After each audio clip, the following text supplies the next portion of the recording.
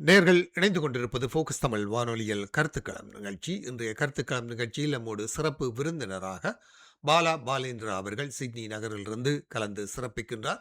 Open கவுன்சிலில் முன்பு deputy மேயராகவும் கவுன்சிலராகவும் மற்றும் சமூகத்தின் சமூக செயற்பாட்டாளராகவும் அறியப்பட்ட பாலா பாலேந்திரா அவர்களுடனான இந்த கருத்து களம் நிகழ்ச்சியை மெல்பர்ன் நகரிலிருந்து சேகர் நடராஜா அவர்கள் நேர்களுக்காக தொகுத்து வழங்குகின்றார்.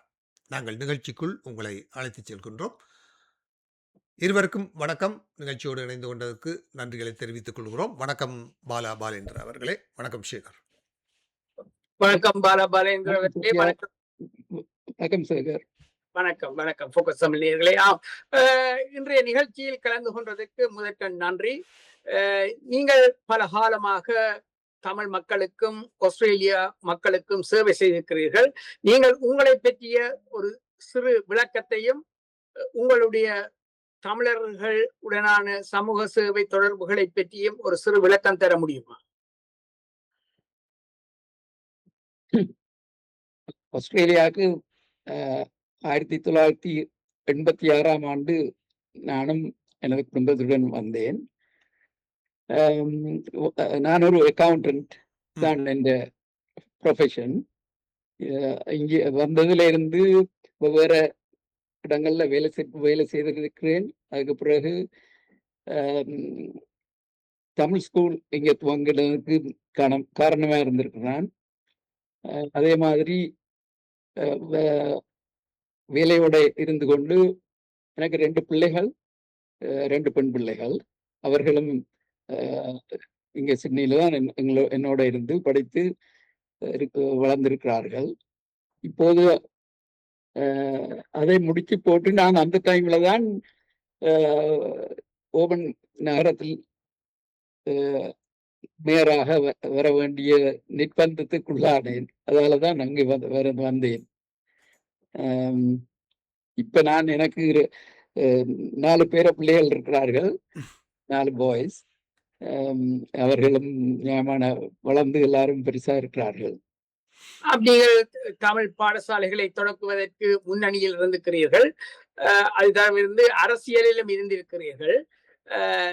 நான் எண்ணுகின்றேன், நியூ சவுத் வேல்ஸ் மாநிலத்தில் அரசியல் கவுன்சில் எலெக்ஷன் என்று சொன்னாலும் ஒரு கட்சி சார்ந்துதான் தேர்தல் நிற்க வேண்டும் இல்லையா?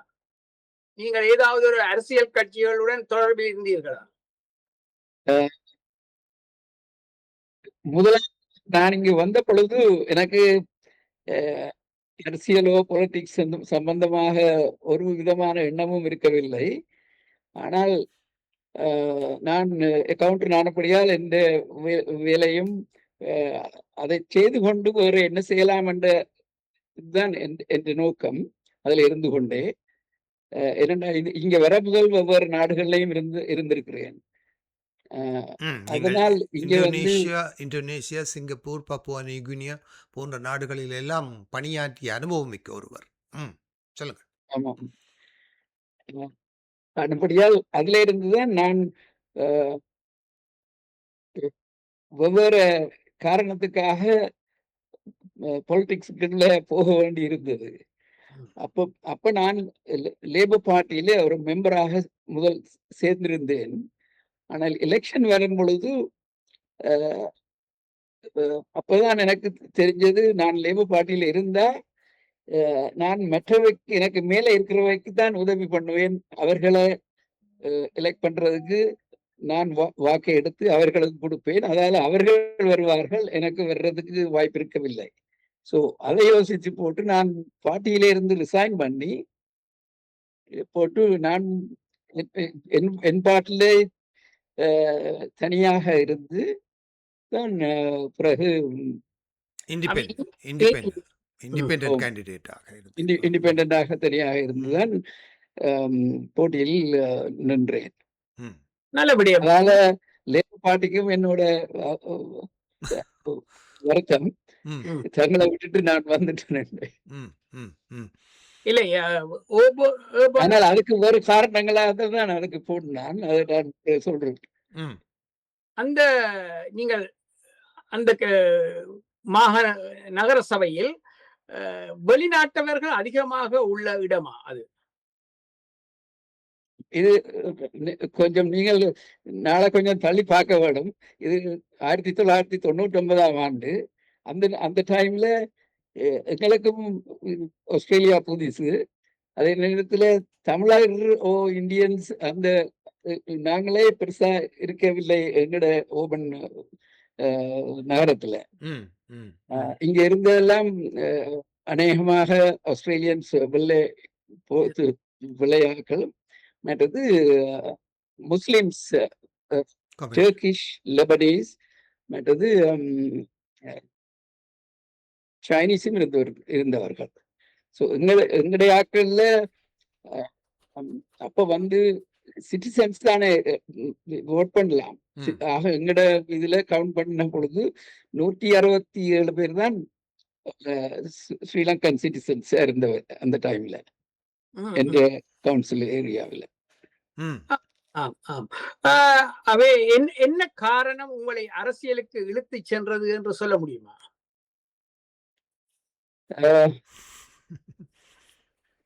அதுக்கு ஒரு கொஞ்ச காலத்துக்கு முன்னம் ஆஸ்திரேலியன் தமிழ் ஃபவுண்டேஷன் என்று ஒரு நிறுவனம் இருந்தது. அது கனகாலம் எனக்கு நான் வர முதலே இருந்தது. 1970 தொடக்கம் இருந்திருக்கு. அப்ப நானும் அதுல ஒரு அங்கத்துவனாக இருந்தேன். பிறகு சிவா பசுபதி பழைய அட்டர்னி ஜெனரல், அவர் அதுக்கு பிரசிடென்டாக வந்தார். அப்ப நான் அதுக்கு செக்ரட்டரியா வந்தேன். அப்போ நாங்கள் ஒரு ஃபண்ட் ரைசிங் டின்னர் ஒன்று ஆர்கனைஸ் பண்ணி ஸ்ட்ரெட்ஃபீல்ட் கவுன்சில் அவங்க ஒரு லைப்ரரி கட்டுறதுக்கு தங்களுக்கு ஃபண்டிங் வேணுமென்று அதுக்கு ஹெல்ப் பண்ண சொல்லி, ஸோ அதுக்கு நாங்கள் ஆஸ்திரேலியன் தமிழ் ஃபவுண்டேஷன் மூலமாக ஒரு டின்னர் ஆர்கனைஸ் பண்ணியிருந்தோம். அந்த டின்னர்ல ஒரு $5,000 அப்போ சேர்த்து அதை கொடுத்து நாங்கள் ஸ்ட்ரெட்ஃபீல்ட் கவுன்சிலுக்கு கொடுத்ததில்லை. அவர்களுக்கு வந்து நாங்கள் ஆஸ்திரேலியன் தமிழ் ஃபவுண்டேஷனை பெருசா அக்னாலேஜ் பண்ண இல்லை. நாங்கள் தான் காசு கொடுத்ததுன்றதை பற்றி. அதுலதான் எங்களுக்கு கொஞ்சம் கோபம். சிவாபசுத்தி சொன்னார், பாலா இது இவங்க சும்மா பேக்காட்டுறாங்க, எங்கட காசு எடுத்துக்கொண்டு. ஸோ நாங்கள் ஒரு கவுன்சில் மீட்டிங்கு போவோம். அந்த கவுன்சில் மீட்டிங்க்கு நானும் இவரும் போனோம். போய் அதை பற்றி கேட்கலாம், என்னத்துக்கு எங்களை அக்னாலேஜ் பண்ண இல்லைன்னு. ஆனால் அந்த மீட்டிங்ல எங்களை பேச விட இல்லை. நீங்கள உங்களுக்கு 2 பேரும் பேசலாது எங்களை விட்ட உடனே அதுலதான் எனக்கு சரியான கோபம் வந்துட்டுது. என்ன சரி, இவங்க யார் எங்களை கேட்கறதுக்கு, எங்களை இப்படி நிமிதன்றது என்றிட்டு தான் நான் கவுன்சில் என்ன மாதிரி, கவுன்சிலர்ஸ் மேயர் என்ன மாதிரி என்று சாடையா ரிசர்ச் பண்ணி படிச்சு போடுறோம். நாங்களே இந்த மாதிரி வரையலாது அந்த இதுல தான் இதுக்கு கவுன்சிலுக்கு போனா. நல்லபடியா நீங்கள் இருந்தீர்கள்.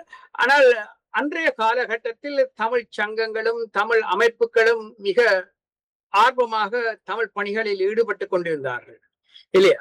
நீங்கள் எந்தெந்த தமிழ் சங்கங்கள் அமைப்புகளுடன் இணைந்து பணியாற்றினீர்கள் என்று சொல்ல முடியுமா? தமிழ் சங்கங்கள் அவர்கள் அவ்வளவு பெருசாக இருக்கவில்லை. ஆக சிட்னி முருகன் கோவில் அதுதான் முக்கியமாக இருந்தது. பிறகு தமிழ் ஸ்கூல் அதை நான் ஆரம்பமாக்கி வச்சேன். அதை விட இலக்கிய பவர் என்று ஒரு நிறுவனம் இருந்தது. 1-2 இந்தியன்ஸ் நிறுவனங்கள் இருந்தன. பெரிய நிறுவனம் என்று ஒன்றும் இருக்கவில்லை. இல்லை, நீங்கள் சொல்வது 1980களில் என்று நினைக்கிறேன். 90களில் பாரிய மாற்றங்கள் உருவாகிவிட்டன இல்லையா? நான் சொல்றது 80-90 துவக்கங்கள். நீங்கள் president of Tamil information centre secretary of Australian Tamil foundation போன்ற Yes. தமிழ் அஹ், அந்த அமைப்புகளில் தான் அமைப்புகள். நீங்கள் தீவிரமாக பணியாற்றி இருக்கிறீர்கள் என்று நம்புகிறேன். அது தவிர்த்து நீங்கள் உங்களுடைய பணிகள் ஆஸ்திரேலிய அமைப்புகள், அதாவது ஆஸ்திரேலியா சார்ந்த கம்யூனிட்டி சர்வீஸில் தான் உங்கள் அதிக கவனம் இருந்திருக்கிறது, அல்லது அதிகமாக நீங்கள் எல்லா இடங்களிலும் சேர்பர்சனாகவோ அல்லது ஒரு முன்னிலை விஷயங்களில் இருந்திருக்கிறீர்கள் என்று தெரிகிறது. குறிப்பாக உங்களுடைய நீங்கள் அனுப்பி வைத்த தகவல்களின்படி நீங்கள் Australian small community organisation network, ஆஸ்கோன் partnership, open city council, emergency community organisation போன்ற பல விடயங்களிலே நீங்கள் தொடர்ச்சியாக ஒரு சமூக, அதாவது எல்லா ஓபனில் இருக்கக்கூடிய எல்லா கம்யூனிட்டிக்குமான ஒரு சேவைகளில் உங்கள் கவனங்கள் அதிகம் செலுத்தி இருக்கிறீர்கள் என்றுதான் Yes. எண்ண தோன்றுகிறது. ஆமாம், ஆமாம். அதற்கு அதற்கு முக்கிய காரணம் என்னன்னா, நான் கவுன்சில்ல சேர்ந்த பிறகு அப்பதான் எனக்கும் நானும் கொஞ்சம் கொஞ்சமா தான் நான் படித்து கொண்டு வந்தேன். நான் கவுன்சிலை பற்றி, கவுன்சில்ல இருந்து என்ன செய்யலாம், யார் யாருக்கு உதவி செய்ய வேணும் என்று. அப்ப பார்த்த பொழுதுதான் ஐ ரியலைஸ்ட் அந்த எங்கட தமிழ் சமூகத்தை விட கன கன சமூகங்கள் ஓபன் எங்கட ஏரியாவில இருந்தவ அவை எல்லாருக்கும் எங்களை விட கூட தேவைகள் இருந்தவ. ம். ரெஃப்யூஜிஸா வந்தவ கன பேர் இருந்தவ ஃப்ரம் ஆப்பிரிக்கன் கண்ட்ரிஸ், மற்றது மிடில் ஈஸ்ட்ல இருந்து வந்தவ. எங்களை விட கஷ்டமான அவைக்கு வேறு அமைப்புகளோ வேறு விதமான உதவிகளோ இல்லாதபடியால் கூட கஷ்டப்பட்டு கொண்டிருந்தவ. அப்ப ஓபன் கவுன்சில்ல இருக்கக்குள்ளதான் அந்த இதுகள் எனக்கு கூட தெரிய வந்தது. ம். அப்ப அவர்கள் நான் கொஞ்சம் எல்லாரோடையும் பழகி இதண்டபடியால் எல்லோரும் என்னிட்ட வருவார்கள். வந்து தங்கட கஷ்டங்களை சொல்லிதான் எனக்கும் ரியலைஸ். ஆனால் கவுன்சில் எனக்கு கவுன்சில்ல இருந்து இந்த பாலிடிக்ஸ் பெருசா அவ்வளவு அதுக்குள்ள பெருசா இருந்து செய்யலாம் என்று அந்த இது வரவில்லை. ஏனென்றா அங்க போனா அப்புறம்தான் தெரிஞ்சது, அங்க எல்லாம் சும்மா அவங்க பாலிடிக்ஸ்ல எல்லாரையும் பே காட்டிக்கொண்டு கவுன்சிலர்ஸும் மேயரும் சொல்லிக்கொண்டு இருக்கிறதை ஒழிய அதால மற்றவைக்கு உதவி செய்யற மாதிரி தெரியல. தாங்களே தங்களை பார்த்து கொண்டு விடுமே ஒழிய அப்படி என்றல்ல, ஒரு குறிப்பிட்ட வீதத்துக்கு குறிப்பிட்ட இதுக்கு மிஞ்சி அவர்கள் உதவி செய்ய முடியாது என்றால் இங்கு 3 நிலையான அரசாங்கங்கள் இருக்கின்றன. மத்திய அரசாங்கம், மாநில அரசாங்கம், அது சரி. நகர நான் சபைகள். சொல்றது நகரவை கவுன்சிலர்ஸுக்கும் ஒரு they have a role ம். and they have a responsibility. அந்த ரெஸ்பான்சிபிலிட்டியை தான் அவை வடிவ செய்யணும் இல்லை என்று நான் என்ற பார்வையில தெரிஞ்சது. அதாலதான் இந்த தேவையானவையும் இந்த உண்மையால அவைக்கு தேவையானவை காசு கவுன்சிலுக்கு பெருசா போய் கேட்டாலும் அதை வச்சு நாங்கள் ஒரு 1 or 2 hours கவுன்சில்ல சும்மா தேவையில்லாம அதை வச்சு கதைச்சு கொண்டு இருப்போமே ஒழிய ஒரு $500 அவங்க ஒரு half an hour நாங்கள் சும்மா டிபேட் பண்ணி கொண்டு இருப்போம். எமது இலங்கையிலும் சரி இங்கேயும் சரி சில விடயங்கள் இருக்கின்றன. நகர சபைகள் முக்கியமாக கவனிக்க வேண்டியது தெருகளை பாதுகாத்து வைத்திருப்பது, மக்களுடைய பாதுகாப்பு, பார்க் இதோட maintenance, road maintenance, garbage collection, கிளீனா வச்சுக்கிறதையும் சில இதெல்லாம் கம்யூனிட்டி சென்டர் அதுகளை மெயின்டைன் பண்றது தான் செய்ய வேண்டியவை. அதற்கு பெரிய அளவில் இங்கு நகர சபைகள் உதவி செய்வது இல்லை, அது உண்மைதான். அதே நேரத்துல எனக்கு தெரியும் நாங்கள் உதவி இதுகள் செய்யலாம். ஆனால் இருந்தாலும் அவ்வளவு அதுகள்ல அவைகளுக்கு அவ்வளவு தூரம் பெருசா விருப்பமும் இல்லை, நேரத்தை மினக்கட வேண்டும் மாதிரி தான் அவை செய்து. அதனாலதான் நான் கூட மற்ற கம்யூனிட்டிஸும் என்னோட கொஞ்சம் நல்ல இதா இருந்தது. நீங்கள் இந்த எத்தனிக் கம்யூனிட்டிஸ் கவுன்சில். கம்யூனிஸ்டி அந்த கவுன்சில்லேயும் ஒரு மெம்பராக இருந்திருக்கிறீர்கள். அது ஆமா. மட்டுமில்லாமல் அம்னெஸ்டி இன்டர்நேஷனலிலும் உங்கள் பங்களிப்பு இருந்திருக்கிறது என்று நம்புகிறேன். ஓ, அப்படியோ? ம், ம், ம். ஆமா. ஆ, அதே போல நான் வெவ்வேறு ரெஃப்யூஜி கவுன்சில் அதுகளையும் அவர்களுக்கும் help ஃபெடரேஷன் ஆஃப் பண்ணியிருந்தேன். எத்தனிக் கம்யூனிட்டி கவுன்சிலில் நீங்கள் ஒரு மெம்பராக இருந்திருக்கிறீர்கள். மெம்பரா இருந்தேன். ஆமா. ம், ம், ம். நீங்கள் அகதிகளுக்கு உதவி செய்ய முற்பட்டிருக்கிறீர்கள். அன்றைய காலங்களில் தமிழ் அகதிகள் எவ்வளவு தூரம் அங்கு வந்து சேர்ந்தார்கள்? அவர்களுக்கான தேவை எப்படி இருந்தது? அப்ப வந்தவ எல்லாரும் அந்த போட்ல வந்தவதான். ம். அப்ப அவைக்கு மெயின்லி தேவை வந்து இருக்கிறதுக்கு இடம், இடத்துக்கு தேவையான கட்டில், மேசை, அதுகள், உபகரணங்கள். மற்றது அவைக்கு எங்க எங்க உதவி பெறலாம் என்றும் தெரியாமல் இருந்தவ. ரெட் கிராஸ் மற்றது ஈவன் கவுன்சில் அதுகள் கூட என்னென்ன மாதிரி உதவி செய்யலாம் என்று அவைக்கு தெரியாம இருந்தது. அதால அட்சி என்று இன்னும் ஒரு நிறுவனத்திலே அதுலேயும் நான் சேர்மனா இருந்தேன். நான் அது ஒரு கவர்மெண்ட் மூலமே தான் இருக்கு. அது எல்லா இடத்துலயும் இருக்குது.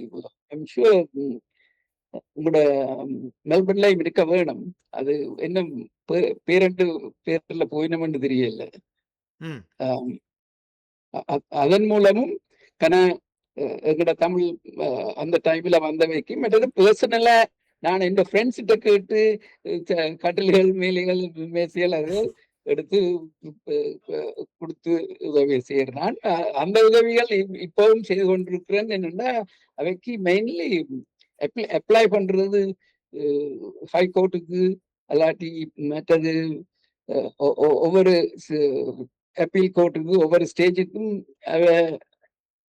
ரிஜெக்ட் பண்ணி வரைக்குள்ள அப்பீல் பண்றது. அதை நான் அவைக்கு செய்து கொண்டு இருக்கிறேன். ஏனென்றா அந்த காசு அதுக்கு நியாயமான காசு செலவழிக்கணும். நான் சொன்னேன் இதுக்கு நீங்கள் பெருசா லாயர்கிட்ட போக தேவையில்லை, நானே செய்வேன் என்று அது எனக்கு அப்ளை பண்ணி பழக்கம். ஸோ அந்த இது நான் செய்து வருவேன். இப்பவும் சில பேருக்கு வர்றவ செய்யறேன். நீங்கள் தமிழ் கலை கலாச்சாரம் சார்ந்து உங்களுடைய பங்களிப்பு என்ன? நீங்க கோயில்களில் ஆர்வமாக இருந்தீர்களா? கோயில்ல இல்ல, என்ன பெரிய பங்களிப்பு என்று சொல்ல போனால் fifth international conference on Tamil culture 92ல வச்சுனாங்க. அது டு டெல் யூ ஆனஸ்ட்லி அந்த மாதிரி இன்னும் ஒரு அமைப்பும் அவ்வளவு பெருசான வழியில செய்ய இல்லை ஆஸ்திரேலியாவில். நான் அதுக்கு செக்ரட்டரியா இருந்தேன். நான் திரு ஸ்ரீஸ்கந்தராஜா அவர் தான் சேர்மனா இருந்தவர். நாங்கள் 2 பேருமா தான் அதை செய்த நாங்கள். அது வந்து மலேசியாவில இருந்து சின்னப்பன் என்று இருந்தவர். அவர் இப்ப இறந்து போனார். அப்ப அந்த எங்கட கான்ஃபரன்ஸுக்கு தான் சிவகுமார் வந்தவர், நடிகர். அப்ப டாக்டர் எலியேசர் இருந்தவர். எலியேசரும் வைஃபும் வந்து எந்த வீட்டுல தான் தங்கி இருந்தவர். உங்களுக்கு தெரியுமோ தெரியாது எலியேசர் ப்ரொஃபசர் ஃப்ரம் மெல்பர்ன். அவர் மெல்பர்ன்ல நடிகர். அவருடைய டாக்டர் இருக்கிற மெல்பர்ன்ல. அவர் தமிழ்ல ரொம்ப ஆர்வமா இருந்தவர். மற்றது டாக்டர் காசிநாதன் இவர் இங்க நியூசிலாந்துல இருந்து வந்தவர். அந்த டைம்ல இது ஒரு பெரிய ஒரு தமிழ் ஒரு பெரிய ஒரு திருப்பம் என்று சொல்லுவாங்க. நல்ல விடயம். நீங்கள் தமிழ் மக்கள் சார்ந்த சில நிகழ்ச்சிகளை ஒழுங்குபடுத்தி இருக்கிறீர்கள். தமிழர் வியாபார நிலையங்களும் தமிழர் வியாபாரங்களை பற்றியும் அவர்களுக்கான ஊக்குவிப்புகளை பற்றியும் சொல்ல முடியுமா? அதாவது second world Tamil economic conference 2011ஆம் ஆண்டு இன் துபாயில் நீங்கள் ஒரு கெஸ்ட் ஸ்பீக்கராக அல்லது டிலைட் ஸ்பீக்கராக financial tools for economic development என்பது தொடர்பாக நீங்கள் பங்களிப்பு செய்திருக்கிறீர்கள், உரையாற்றியிருக்கிறீர்கள். அந்த வகையில் இன்று இலங்கை ஈழத்தமிழ் மக்கள் மத்தியிலே ஒரு அமைதி, சமாதானம், பொருளாதார வளர்ச்சி பற்றிய சிந்தனைகள் எல்லாம் இப்போது உருவாகி வருகிறது. உங்களுடைய கருத்தின்படி அந்த டெவலப்மெண்ட், அபிவிருத்தி, ஈழத்தமிழ் மக்களுடைய அபிவிருத்தியும் இந்த புலம்பெயர் தமிழர்கள் எவ்வாறு அதை ஒருங்கிணைக்கலாம் என்ற விடயங்கள் தொடர்பாக உங்களுக்கு இருக்கக்கூடிய ஆர்வம், அல்லது நீங்கள் உங்கள் உங்கள் உங்கள் அட்வைஸ் என்று கேட்டால் என்ன சொல்வீர்கள்? நான் கொஞ்சம் இந்த துவக்கத்திலே இருந்து சொல்ல போனால் இவர் திரு டாக்டர் சம்பத் என்று இந்தியாவில் இருக்கிறவர், அவரே 2002 or 2003 இங்க வந்த பொழுது மீட் பண்ணான். நான் வந்து அக்கௌண்டனா இருந்தாலும் வெவ்வேறு சின்ன சின்ன பிசினஸ்கள் செய்து கொண்டுதான் இருந்தேன். என் வைஃபும் சைல்ட் கேர், நாங்கள் வந்த நாள்ல இருந்து இப்ப 40 years இன்னும் சைல்ட் கேர் இது செய்து கொண்டிருக்கிறோம். அப்ப நான் 5 சைல்ட் கேர் வச்சிருந்தேன் நாங்கள். பிறகு இப்ப டாக்டர் தான் நடத்தி கொண்டிருக்கிறார். அப்ப அந்த டைம்ல திரு சம்பத் வந்த பொழுதுதான் என்னோட இருந்து டிஸ்கஸ் பண்ணி நாங்கள் தான் அந்த வேர்ல்டு எக்கனாமிக் கான்ஃபரன்ஸ இங்க இருந்துதான் என்னோட இருந்துதான் டிஸ்கஸ் பண்ணி அதை செய்ய வேண்டும் என்று துவக்கினாங்க. துவங்கி ஆஸ்திரேலியாவில் தான் முதலாவது அந்த கான்ஃபரன்ஸ் நடக்க வேண்டி இருந்தது. அப்ப அதுக்கு நானும் இந்த காசு எல்லாம் ரொம்ப செலவழிச்சு இங்க ஹோட்டல்ல எல்லாம் ஹில்டன்ல புக் பண்ணி, ஹில்டன்ல வைக்கிறது எல்லாம் புக் பண்ணி இது வந்து, ஆனால் அதுல சம் பாலிடிக்ஸ் அங்க அதுக்குள்ள வந்தது. என்னடா மலேசியாவுக்கும் இந்தியா அப்ப கலைஞரும் இருந்த பொழுது அவைக்குள்ள ஒரு பாலிடிக்ஸால நான் நினைச்ச அளவுக்கு அதை சேவிக்க முடியல. அதாலதான் அந்த இது இங்க ஆஸ்திரேலியாவில் நடக்க இல்லை. நாங்கள் பெரிய கமிட்டி எல்லாம் வச்சு ஒரு 6 months அதுல ஒர்க் பண்ணி கொண்டிருந்தாங்க.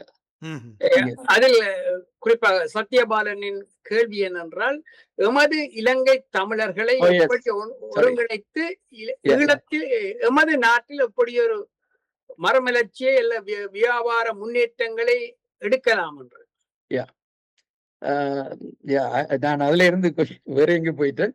ஆனால் அதுல இருந்து இங்க தான் அந்த ஒரு ஆஸ்திரேலியாவில் அதே மாதிரி லோக்கல ஒரு அமைப்பு செய்ய வேணும், தமிழருக்கு உதவி பண்ணக்கூடியதா என்றுட்டு தான் இங்க ஆஸ்திரேலியன்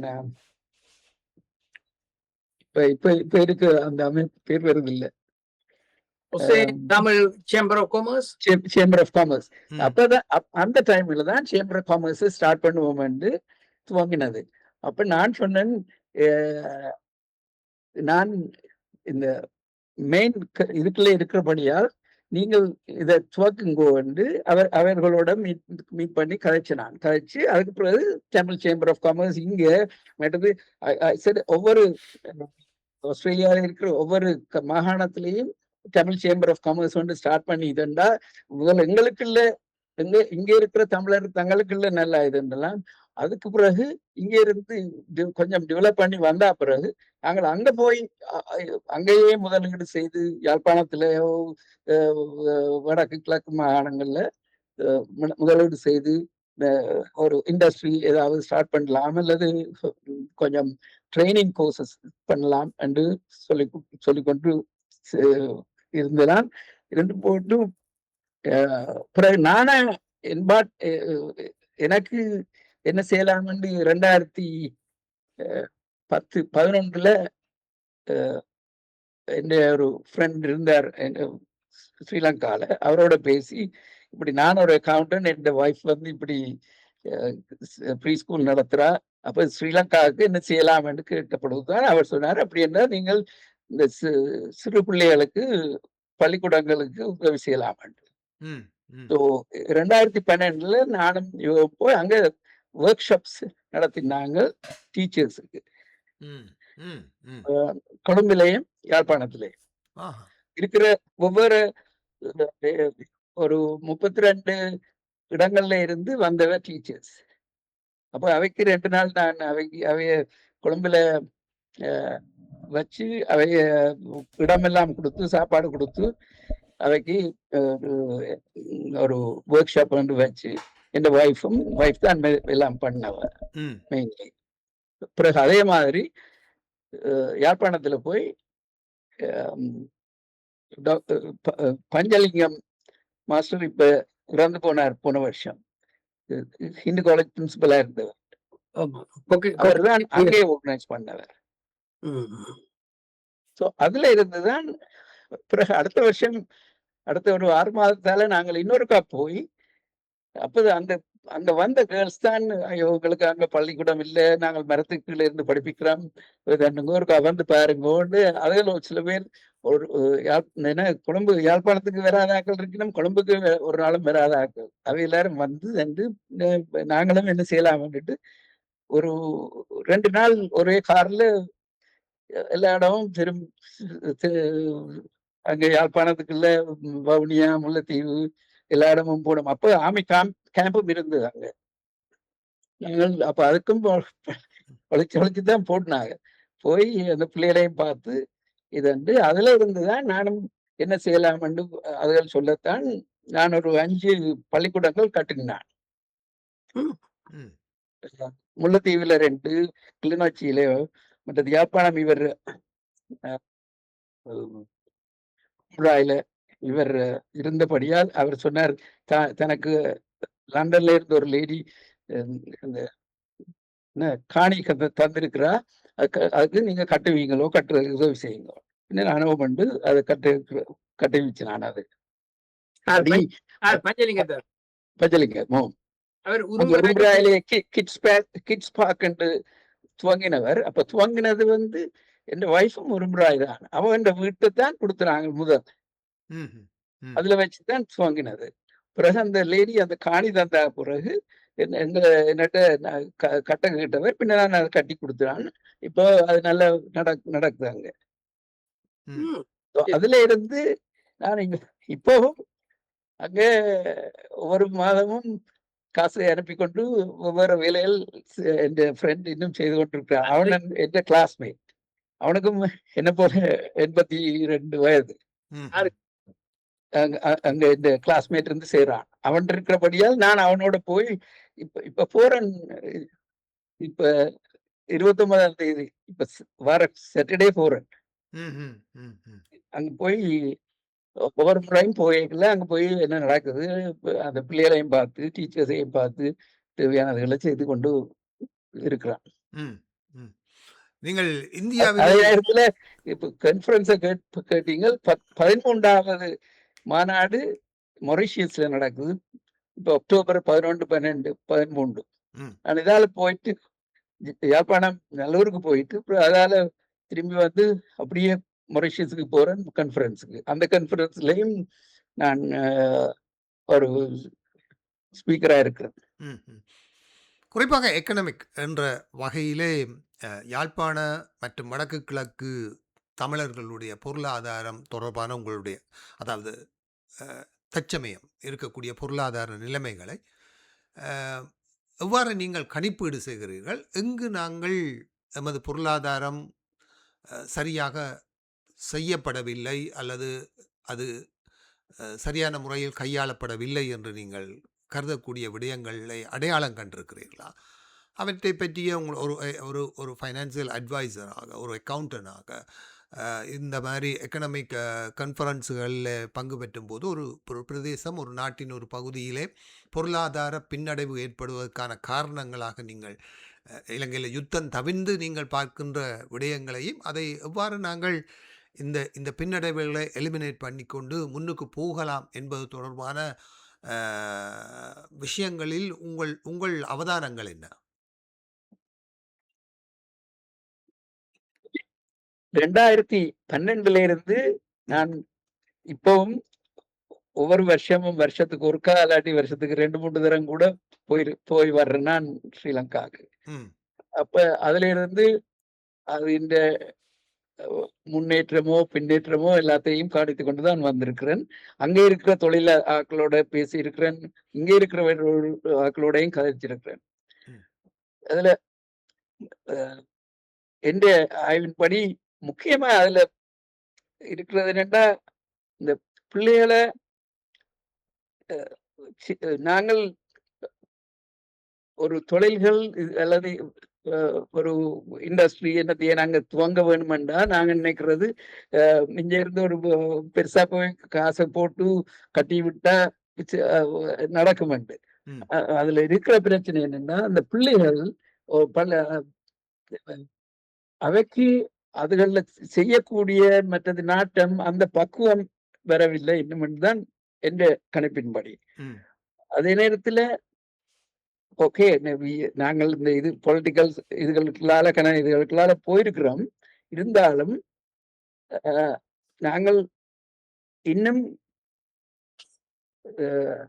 என்ன சொல்றது, இந்த எங்கட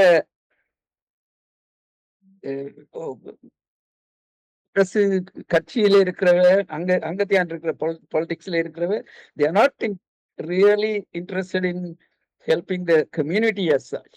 ம். ம்.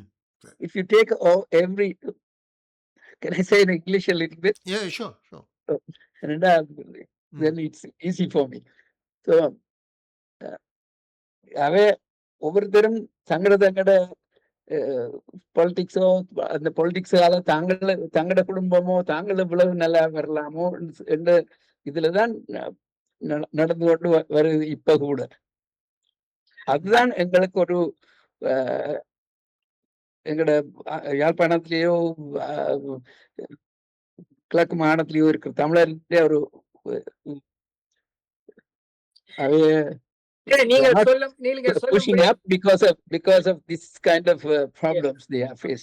நீங்கள் சொல்லும்படியும் விளங்குகிறது. நானும் கோண்டாவிலை சேர்ந்தவன்.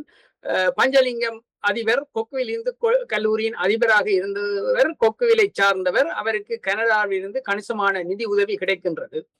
அதே போல கொக்குவில் கோண்டாவில் திண்ணவெளி கோண்டாவில் உரும்புராய் போன்ற இடங்களில் பாலர் பாடசாலைகள் நிறுவி அதை நடத்தி வருகிறார்கள். நானும் அங்கு சென்று பார்த்திருக்கிறேன்.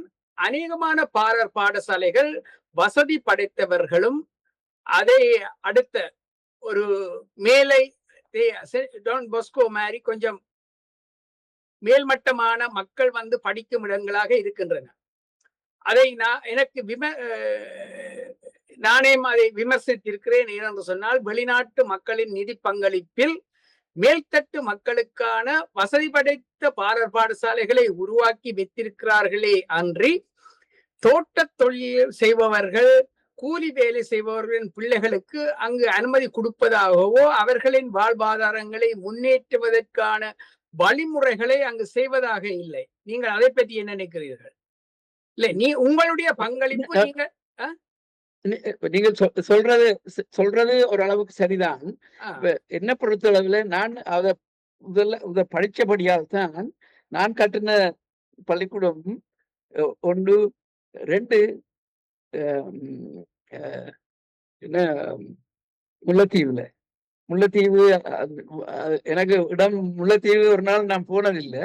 ஆனால் அப்ப அந்த வார் முடிஞ்ச டைம்ல அப்ப அந்த ஒரு லோக்கல் பேப்பர்ல எழுதி இருந்தவ என்னண்டா ஒரு பள்ளிக்கூடம் இருந்து ஒரு பாலர் பள்ளி இருந்து அந்த பள்ளிக்கூடம் இடிஞ்சு போயிட்டு போருக்குள்ள. ஆனால் அதை ஒருத்தரும் செய்யணும் இல்லை, அதை ஒருத்தரும் திருப்பி ஸ்டார்ட் பண்றதுக்கு உதவி இல்லை. ஈவன் அந்த மற்ற என்ஜிஓஸ் ஃபாரின் என்ஜிஓஸ் கூட ஹெல்ப் பண்ண இல்லை தங்களுக்கு. அந்த கட்டிங்கே யாரோ எனக்கு அனுப்பி இருந்தேன். பின்ன நான் சொன்னேன் சரி இருக்கட்டும், ஐ வில் டூ இட். நான் அடுத்த முறை அங்க போய் அந்த கட்டிடத்தை பார்த்து அதுக்கு தக்கன மாதிரி அங்க இருக்கிற ஆரையோ பிடிச்சு அதை கட்டி கொடுத்துறேன். அதே மாதிரி அது அந்த அந்த இடத்துக்கு பேர் வருது இல்லை, அதுல ஒரு 6 ஒன்று இருக்கு. 6ல வடக்கு பக்கம் ஒன்று மற்ற பக்கம். ஸோ 2 பக்கத்துக்கும் அப்படி ஏதோ மற்ற பக்கத்திலேயும் அதே மாதிரி ஒரு பில்டிங் ஒன்று உடைஞ்சு போயிருந்தது. பின்ன அந்த 2யும் நான் போய் அதை நான் உதவி செய்து அதை கட்டி அங்க பள்ளிக்கூடத்துக்கு நடத்துறதுக்கு டீச்சர்ஸுக்கும் பே பண்ணி அப்படி செய்தான். அதே மாதிரி மற்றது இன்னும் ஒன்று கிளிநொச்சியில செய்தான். இங்க கட்ட வேண்டி வந்தது பிகாஸ் ஆஃப் இவர் பஞ்சலிங்கத்தால உரும்புராய்க்கு செய்ய வேண்டி வந்தது.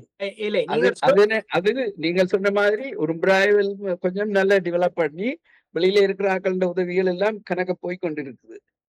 இல்லை நீங்கள் சொல்வது சரி. முல்லைத்தீவில் நீங்கள் இடிந்த கட்டிடங்களை புனருத்தாரணம் செய்து அவர்களுக்கு கொடுத்திருந்தாலும் அது எப்படி இயங்குகிறது என்று தெரியுமா? ஏனென்று சொன்னால் வடகிழக்கில் பாலர் பாடசாலைக்கான பாடசாலைகள் பல இழுத்து மூடப்பட்டுள்ளன. அங்கு இராணுவமே கட்டி கொடுத்து அரசாங்க உதவிகளும் இருந்து பல இழுத்து மூடப்பட்டிருக்கின்றன. அதற்கான காரணங்களை நீங்கள் அறிந்தீர்களா? நீங்கள் கொடுத்த பணம் அங்கு சென்று அந்த பாடசாலைகள் தொடர்ந்து இயங்குகிறது என்று சொல்ல முடியுமா? நான் சொன்ன மாதிரி நான் இந்த கிரவுண்ட்ல போய் நின்று என்ன நடக்குதுன்னு பண்ணுவேன். சேர்னானே ஒழிய அங்க ஒருத்தருக்கும் காசு அனுப்பி செய்யல ஒன்றும். இப்பவும் ஒவ்வொரு மாதமும் என் ஃப்ரெண்டுக்கு அங்கே ஒரு நிறுவனம் ஒன்று வச்சிருக்கேன், ITRD.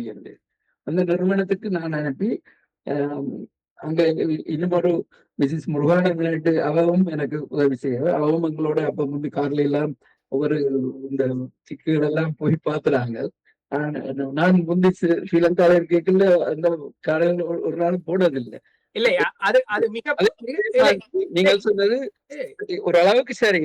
இல்லை, நீங்கள் செய்யும் விஷயங்கள் மிக பிழையான ஒரு விடயங்கள். என்ன நடக்கிறது, எப்படி நடக்கிறது என்று அறியாமல் நிதியை கொடுக்கிறீர்களே அன்றி அங்கு பல இடங்களில் பல பாடசாலைகள் இயங்கவில்லை. நீங்கள் போய் பார்த்தாலும் அங்கு இயங்கவில்லை. அதற்கான எப்படி இயங்குகிறது என்ற காரணங்கள் அறிந்தீர்களா?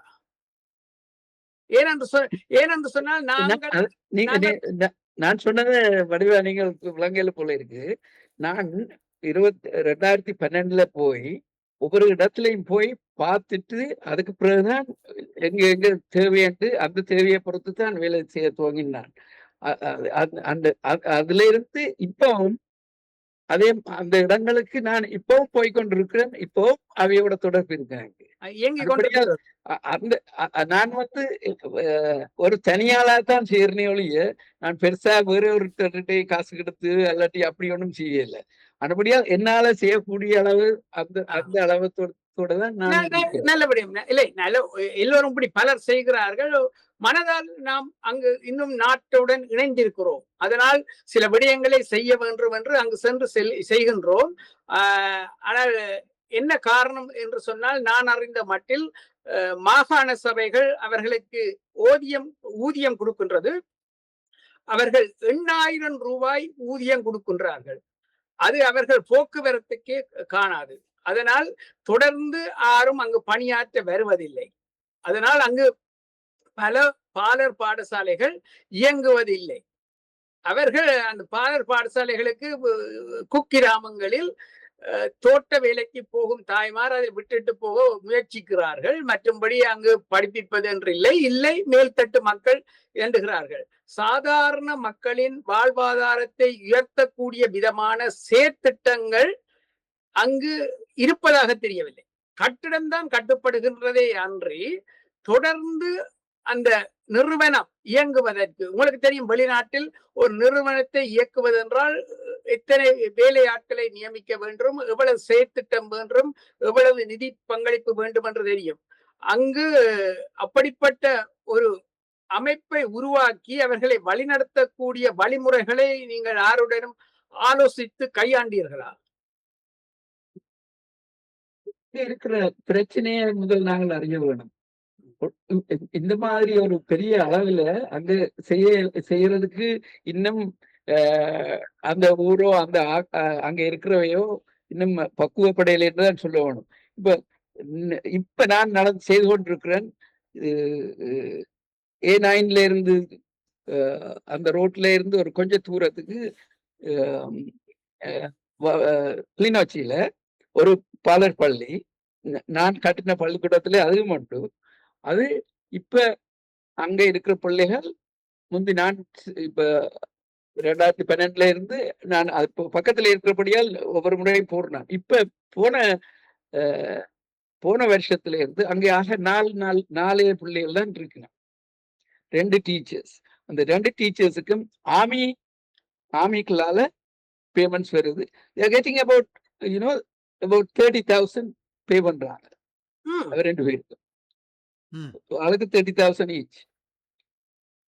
பிள்ளைகளை என் வரையிலேருந்து இப்ப இந்த ஃப்ரெண்ட் இது நான் போன முறை இப்ப பிப்ரவரியில போனான். போய் ஒரு அங்க இருக்கிற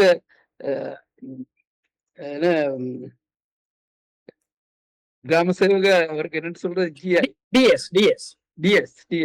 டிஎஸ் அவரும் மற்றது டிபார்ட்மெண்ட்ல இருந்து ஒரு ரிட்டையர் பண்ண டைரக்டர் அவரும் மற்றபடி அங்க பெற்றோரையும் கூப்பிட்டு ஒரு மீட்டிங் கொண்டு நாங்கள் வச்சினாங்க. அப்ப நான் போட்டு அந்த படங்கள் எல்லாமே இருக்கிறது. அப்ப என்னத்துக்கு வரையிலாது கண்டிச்சு வரப்பாடுங்க பிள்ளைகளை நாங்கள் ஃப்ரீயா சாப்பாடு கொடுப்போம், மற்றது புத்தகங்கள் டீச்சர்ஸை கொடுக்கலாம்னு பார்த்தா இந்த ப்ராப்ளம் இஸ் இப்ப அவைக்கு வெவ்வேறு விதமான பிரச்சனைகள் இருக்கு. அங்க வீட்டுல இருந்து இந்த பிள்ளைகளை மற்றது அவைக்கு ஒரு இது என்னன்னா எங்களுக்கு இந்த பாலர் பள்ளிக்கூடம் பாலர் பிள்ளைகளுக்கு படிப்பிக்கிறது இப்போ ஒரு 10 வருஷத்துக்குள்ளதான் அங்க ஸ்ரீலங்கால வந்திருக்கு. ஆனால் அது எல்லாருக்கும் அந்த மனநிலையில இல்லை. அந்த இருக்கிற பேரண்ட்ஸ் நாள் வேலைக்கு ஏன் போக வேணும், பிள்ளைகளை கூப்பிட்டு கூட்டிக்கொண்டு வந்து பள்ளிக்கூடத்துல விடையில பிக் பண்ணி கொண்டு திருப்பி போகலாது. மற்றது அந்த பிள்ளைகளையும் தங்களோட கூட்டிக் கொண்டு போகணும் தாங்கள் வேலை செய்யறதுக்கு. தாங்கள் வேலை பிள்ளைகளை வீட்டிலையும் விடையலாது, பள்ளிக்கூடத்துக்கும் அனுப்ப இயலாது. அப்படி கொண்டு போயிடும். நாங்களே அவைய கூப்பிட்டு இதாண்டு அவைக்கு எக்ஸ்பிளைன் பண்ணி அதுல இப்ப இந்த பிள்ளை என்ன படிக்க போகுது, அங்கால ஸ்கூலுக்கு வாங்க ஈவாட்டுல போய் படிக்கலாம் தானே, இப்ப என்னத்தை படிக்கிறது, உங்க போய் சும்மா விளையாடி போட்டு வரையிட வேண்ட மாதிரி. இந்த மாதிரி பிரச்சனைகளும் அதுக்குள்ள இருக்கு. இப்பதான் அந்த மீட்டிங் முடிஞ்சு, நான் பிப்ரவரியில போனது மீட்டிங் முடிஞ்சு, இப்ப பழையபடி கொஞ்சம் டிஎஸ்எம் அந்த பேரண்ட்ஸை சொல்லி இல்ல நீங்க பிள்ளைகளை பள்ளிக்கூடத்துக்கு அனுப்பாடி கவர்மெண்ட் நடவடிக்கை எடுக்கும் என்ன ஒன்று சொல்லி விரட்டி இப்ப ஒரு 12 பிள்ளைகள் நான் போனதுக்குள்ள இருந்து இப்ப துவங்கி மற்றத்தரம் வருகிறான். ஸோ நான் அதே நேரத்துல அந்த பில்டிங் நான் கட்டினது அதுல மரங்கள் எல்லாம் கொஞ்சம் பழுதா போச்சு. ஸோ இப்ப அதுக்கும் வேலை நடந்து கொண்டு இருக்கு. அந்த பில்டிங்க ரிப்பேர் பண்ணி கொண்டு இருக்கிறோம், பெயிண்ட் பண்ணி. எந்த அனுபவத்தை தான் சொல்லலாம். அதே மாதிரி அதை எக்ஸ்பேண்ட் பண்ணி யூ கேன் சி இதே மாதிரி ஒவ்வொரு இடத்துலயும் பிரச்சனைகள் இருக்குது. இல்லை, இப்படி இராணுவத்தின் அனுசரணையுடன் பல விடயங்கள் நடந்து கொண்டிருக்கின்றன. அவர்கள் எங்களோட வடமாகாண கல்வியிலாக மாகாணம் கொடுத்ததை விட கூட சம்பளம் கொடுக்கிறாருன்னு நினைக்கின்றேன்.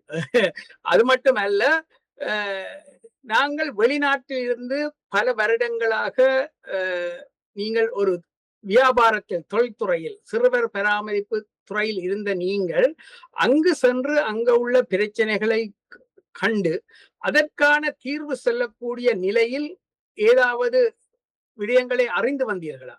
ஏனென்று சொன்னால் பிள்ளைகள் வருகிறார்கள் இல்லை என்றது ஒரு ப்ராப்ளம்.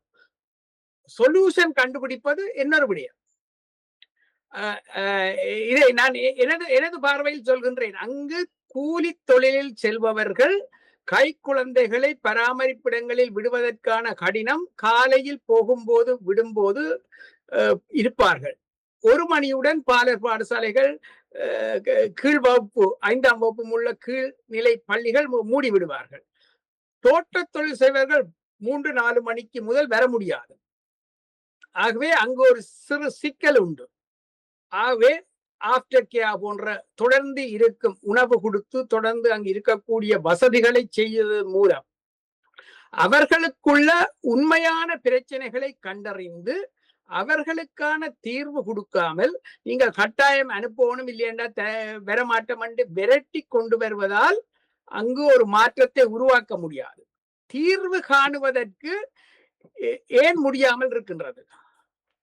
நீங்கள் சொல்றதுல நான் கொஞ்சத்தை அக்ரி பண்றேன்.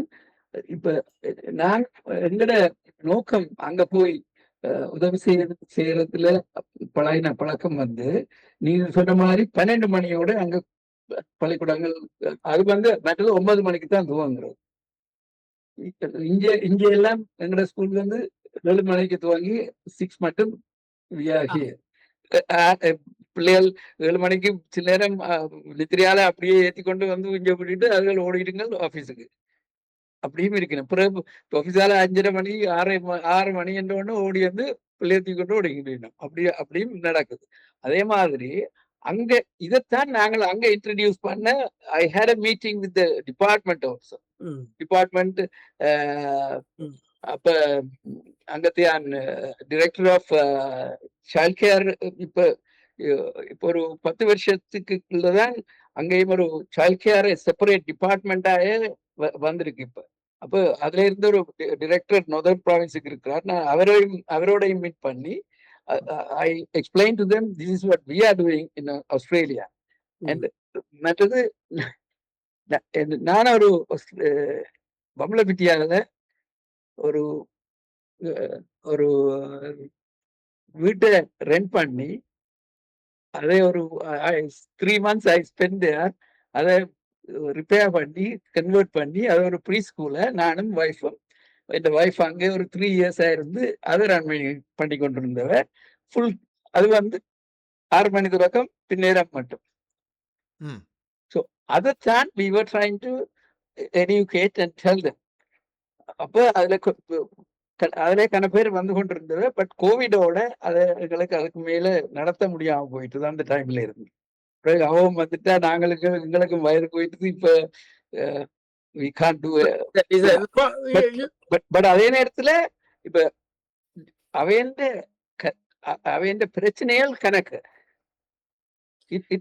இப்ப இங்க மாதிரி ஈஸியா நடக்கலாம், ஈஸியா செய்யலாம். ஆனால் அது அங்கே அப்படி இயலாது. மற்றது இப்ப வவுனியாவில இருக்கிற பிரச்சனை வந்து அதை வந்து இப்ப பழையிலையோ அல்லாட்டி யாழ்ப்பாணத்திலேயோ அல்லது சுண்ணாகத்திலேயோ உரும்பிராயிலையோ கந்தரோடையிலையோ இடங்கள் ஒவ்வொரு இடத்துக்கும் பிக்குலியனான இடங்கள் இருக்கு.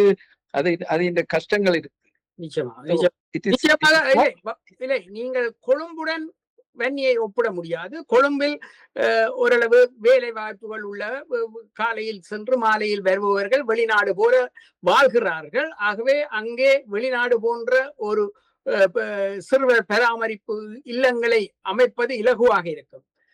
வடகிழக்கிலே யாழ்ப்பாணத்திலே நீங்கள் தொண்டர்களாக போய் உதவி செய்யும் போது ஒரு விடயத்தை எல்லோரும் ஏற்றுக்கொள்ள வேண்டிய விடயம், இப்ப உரும்புராய் திண்ணவெளியில் எல்லாம் இருக்கின்றது என்று சொன்னால் அவர்கள் 9 மணியிலிருந்து 1 மணி மட்டும் சிறுவர் பாடசாலையை நடத்தினால் மேல்தட்டு மக்கள் ஸ்கூட்டரில் கொண்டு பிள்ளை இறக்கி விட்டு வந்து கூட்டிக் கொண்டு போவார்கள். 2-3 வயது பிள்ளையும் இருக்கு, அதுக்கு மெட்ரஸ் எல்லாம் இருக்கு. கொண்டு யூனிவர்சிட்டிக்கோ லெக்சர்ஸுக்கோ அங்கே போயினோம், கொண்டு விட்டுட்டு போயினோம். ஆனால் சாதாரண மக்கள், சந்தையில் வேலை செய்பவர்கள், மரக்கறி விற்பவர்கள், மீன் விற்பவர்கள், புல்லுக்கு புடுங்க போபவர்கள், கணிசமான பெண்கள், எங்கள் காலத்தில் கூடி அரைவாசிக்கு மேற்பட்ட பெண்கள் இப்படிப்பட்ட வேலைகளைத்தான் யாழ்ப்பாணத்தை செய்தார்கள். லெக்சரா டீச்சரா இருந்த பெண்கள் குறைவு. அப்படிப்பட்ட பெண்கள் சிறுவர் பராமரிப்பு இல்லங்களுக்கு போக முடியாத ஒரு நிலை இருக்கின்றது. அங்கு காப்பகத்தை நட்டி 4 பிள்ளைகளை வைத்து நாங்கள் நடத்துறோம் என்று சொல்லிவிட்டு வந்தாலும் உண்மையில் அவர்களை பாடசாலையில் இருத்தவோ நடத்தவோ முடியாத ஒரு நிலை இருக்கின்றது. அதை மாற்றுவதற்கான ஒரு திட்டமோ நீங்கள் அங்கு சென்று பலருடன் கதைத்தீர்கள் என்று சொன்னீர்கள். அந்த இது எப்படி முடியும் என்று நீங்கள் நினைக்கிறீர்கள்? அது முடிகிறதுக்கு இன்னும் கன வருஷங்கள் செல்லும். நீங்கள் சொன்ன மாதிரி நீங்களும் இப்ப எடுத்த உதாரணங்கள் எல்லாம் கொழும்பையும் யாழ்ப்பாணத்தையும் பற்றி சொல்லியிருக்கிறீர்கள். பட் நான் சொன்னது இடங்கள் எல்லாம் தண்ணி. முல்லைத்தீவு, வவுனியா, ஆமா. மற்றது பல அந்த மாதிரி இடங்கள் இடங்கள்ல தான் நான் பார்த்து நான் செய்யறது. நிச்சயமா. அப்படியால் எனக்கு அந்த இடங்களை பற்றி கூட தெரியும், கூட என்ன நடக்குதுன்னு தெரியும். அவன் பிரச்சனைகள் எல்லாம் பார்த்து இப்ப 2012 இருந்து நான் போய்கொண்டும் இருக்கிறேன், அவங்க செய்து கொண்டும் இருக்கிறேன். ஆனபடியால் எனக்கு தெரிஞ்சபடியால் தான் அதுல என்னால செய்யக்கூடியதெல்லாம் செய்யறனே ஒழிய, அதே நேரத்துல இது ஒரு லேசா ஒரு ஒரு பிளான போட்டு செய்யலாம் அது நடக்காது. மாற்றங்கள் நடப்பது நடக்கிறதுக்கு கடினமான இன்னும் ஒரு 15-20 வருஷம் செல்லும். அதே நேரத்துல இப்ப நீங்கள் முதல் கேட்ட மாதிரி அங்க இருக்கிறவைக்கு என்ன செய்யலாம், அல்லது தொழில் மூலமாயோ இல்லாட்டி வியாபாரங்களோ இதுகளை என்ன செவிக்கலாம்டா, அதுக்கு மெயின் திங் இஸ் இப்ப from what I see is lot of அந்த சில்ட்ரன், பிள்ளைகள் பள்ளிக்கூடத்துக்கு போற பிள்ளைகள் அவைய கொஞ்சம் படிப்பிச்சு, மற்றது இது அவைக்கு ஒவ்வொரு தொழில்நுட்பத்துல படிப்பிக்கிறதுக்கு பெருசா அங்க இருக்கு, இன்னும் இல்லை. இப்ப யூனிவர்சிட்டிஸை தான் எல்லாரும் யோசிக்கிறதே ஒழிய, இப்ப இந்த மாதிரி இங்க டேஃப் இருக்கிற மாதிரி ஒவ்வொரு ட்ரேடுல, இப்ப அங்க ட்ரேடுல எல்லாத்துக்கும் ஆக்கள் வேணுமெண்டா கொழும்புல இருந்து இருக்கிற சிக்கலைஸ் தான் வந்து அங்க மேசன் மற்ற வேலைகள் எல்லாம். இவன் என் சிஸ்டர் அங்க வீடு கட்டினவர், அவங்கள அங்க இருந்து வந்துதான் இருந்து வேலை செய்யணும். ஏன்னா இங்க ட்ரேட்ஸ் பீப்புள் இல்ல. அந்த ட்ரேட்ல கொஞ்சம் எங்களுடைய அந்த ட்ரேட் ஸ்கூல்ஸ் அதுகளையும் படிப்பிக்கக்கூடியத ஹெல்ப் பண்ணினா அது உதவி செய்யும். நாம இது கழித்தால் பல விடயங்கள் கழிக்க முடியும். அதற்கான காரணம் பாடசாலைகள் இல்லை என்றல்ல, அங்கு நிறைய டெக்னிக்கல் காலேஜ் எல்லா வசதிகளும் உண்டு, படிக்க போகும் மாணவர்கள் இல்லை. அதற்கான கல்வி அமைப்பு முறையில் ஒரு பாரிய மாற்றம் வேண்டும். ஹரணி ஒரு மாற்றத்தை கொண்டு முற்பட்டார். அதில் சில ஆசிரியர் சங்கங்கள், தொழிற்சங்கங்கள் சில தடைகளை ஏற்படுத்தின. உண்மையில் நாம் பாரிய மாற்றத்தை சந்திக்க வேண்டிய இடத்தில் இருக்கின்றோம்.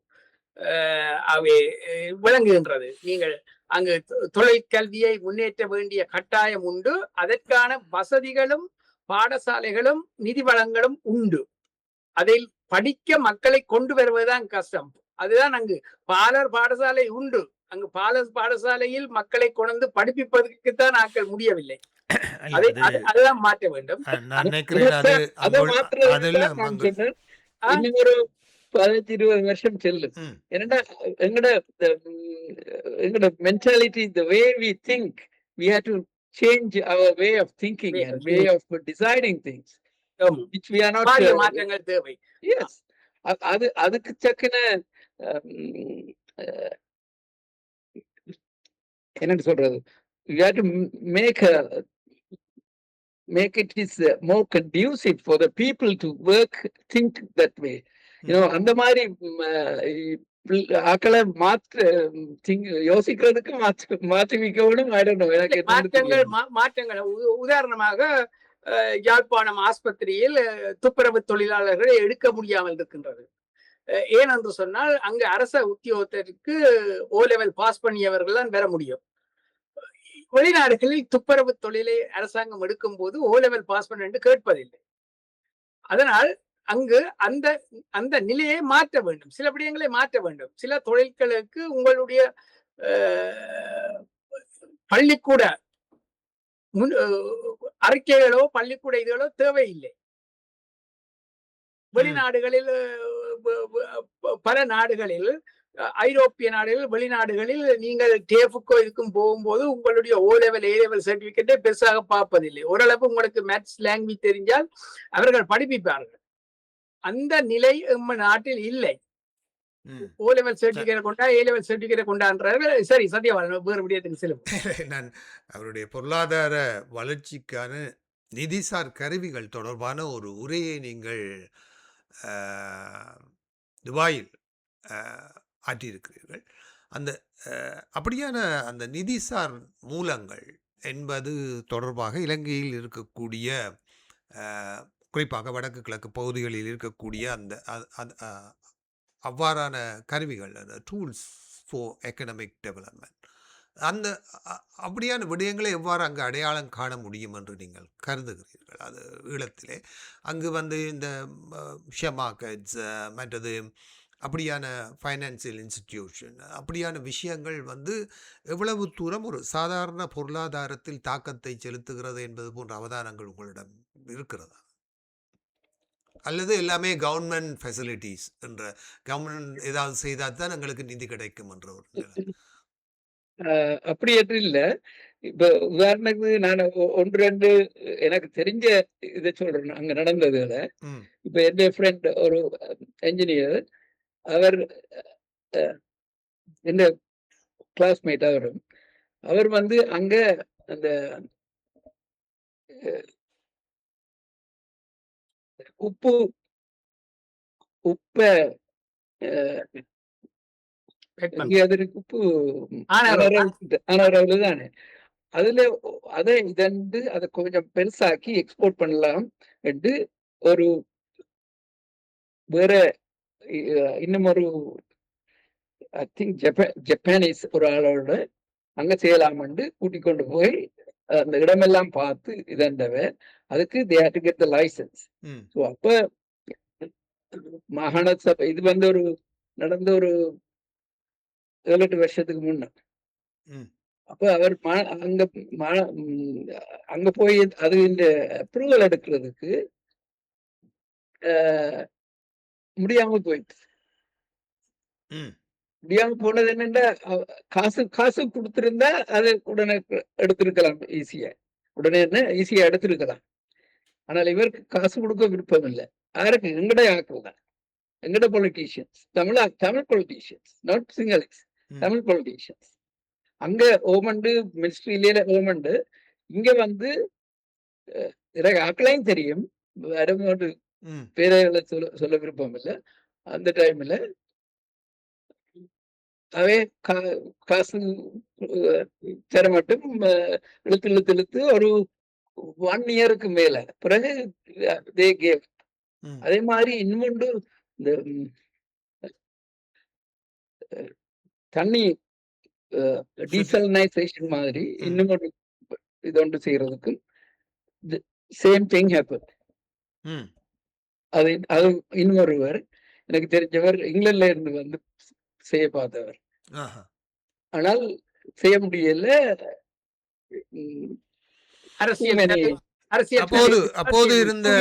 அப்போது இருந்த அரசாங்கங்களில் இந்த பிரச்சனைகள் இருந்தது என்று தெரியும். இப்போது சில மாற்றங்கள் கொண்டு வந்து ஜெஃப்டால நிறைய எக்கனாமிக் தொடர்பான விழிப்புணர்வுகள் மற்றும் அதுக்கான, அதாவது ஒன் டோர் பாலிசி என்றதெல்லாம் கொண்டு வந்திருக்கிறார்கள். அவற்றினால் இந்த பொருளாதார மாற்றங்களை கொண்டு வர முடியும் என நீங்கள் கணிப்பிடுகிறீர்களா? கூடியதாக இருக்கும் என்று செய்ய முடியும். சில பேர் செய்ய துவங்கி கொண்டிருக்கிறார்கள், செய்து கொண்டிருக்கிறார்கள். ஆனால் அதுக்கு இன்னும் நாட்டிலே இல்ல, சில பேருக்கு இன்னும் ஒரு பயம் இருக்கு.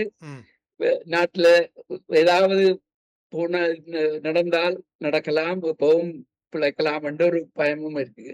அடுத்தது இன்னொன்று, இப்போ காசை கொண்டு போய் அங்க கொண்டு போய் சேரவே எல்லாரும் ஒன்றில் ஆக பெரிய லெவல்ல செய்யணும். அல்லாட்டி அங்க போய் ஒரு ரெஸ்டாரண்ட்டையோ அல்லாட்டி ஹோட்டலையோ இது என்னையும் அல்லாட்டி கோயிலை கட்டி கோயிலுக்கு ஸ்பெண்ட் பண்ணி சும்மா அங்க ஆட்கள் இல்ல, கோயிலை மாத்திரம் பெருசா கட்டி போட்டு அங்க ஒன்றும் பெருசா நடக்க இல்லை. அதே மாதிரி சில நேரம் பள்ளிக்கூடங்களுக்கே தேவையில்லாம அங்க பள்ளிக்கூடத்துக்கு விட தேவையில்லை. ஆனால் இருந்து போட்டும் கொண்டு போய் இல்ல நாங்க கட்டுறோம்ட்டு காசை போட்டு கட்டினோம். அந்த மாதிரி இதுகள் தேவையில்லாம விரயமா போகுது. அதே நேரத்துல தேவையான இதுகள் அங்க இருந்து தான் யாராவது ஒரு நல்ல ஒரு இப்ப இங்க இருக்கிற மாதிரி ஏதாவது ஒரு ஆர்கனைசேஷன் அங்க இருந்து ஒரு பிளான போட்டு இதன்று இப்படி செய்ய வேணும் என்று வெளியில இருந்து வர வைக்கி ஒரு கேட்வே மாதிரி இருந்து தே ஷுட் கிவ் அட்வைஸ். ம். அப்பதான் அவைக்கும் தெரியும். மற்றபடி வெளியில இருந்து இப்படி ஸ்பெண்ட் பண்றவையையும் they should tell them don't do this. ஆமா. இல்லை, They should channel through some ideas they can develop it, or அப்படி இல்லாட்டி we can go and help them to develop these ideas. ம். இந்த இந்த நீங்கள் வேர்ல்ட் வைடாக நடத்துகிற இந்த வேர்ல்ட் எக்கனாமிக் ஃபோரமின் ஊடாக பல்வேறு நாடுகளில் இருக்கக்கூடிய தமிழ் முதலீட்டாளர்கள் அல்லது முதலீட்டாளர்களை ஒருங்கிணைத்து சந்திக்க வைத்து அவர்களுடனான வர்த்தக தொடர்புகளை விரிவுபடுத்துகிற அதாவது எல்லா வர்த்தகர்களுக்குமே லாபம் ஒன்றுதான் அடிப்படை நோக்கமாக இருக்கும். அவ்வாறாக இருக்கும்போது இலங்கையில் முதலீடுகளை மேற்கொள்வது தொடர்பான கலந்துரையாடல்கள் நடைபெறுகிறதா, அல்லது இது இந்தியா, மலேசியா, நீங்கள் சொன்னது போல என்ன மொரிஷியஸ் போன்ற நாடுகள் தொடர்பான விடயங்களைத்தான் இந்த வர்த்தகர்கள் அதிக ஆர்வம் காட்டுகிறார்கள்? இப்படி எந்தளவு தூரம் ஈழத்தமிழ் மக்களுடைய அல்லது இலங்கையிலே வந்து முதலீடுவது தொடர்பான ஒரு கான்ஃபிடன்ஸ் அல்லது ஒரு நம்பிக்கை என்பது இந்த வர்த்தக சமூகத்திடம் இருக்கிறதா? ஓகே, இதுல என்னென்ன சொல்ல போனால், இதுல மெயினா அதுல இருக்கிற ஆக்கள் இந்தியன்ஸ் தான் அந்த சமூக இதுல இருக்கணும். நான் தான் ஒரு ஸ்ரீலங்கன் என்று சொல்லலாம், அந்த மெயின் கமிட்டியில இருக்கிறேன் நான். ஆனால் இப்ப ஒவ்வொரு கான்ஃபரன்ஸும் ஒவ்வொரு நாட்டுல தான் அநேகமா வைக்கிறவ.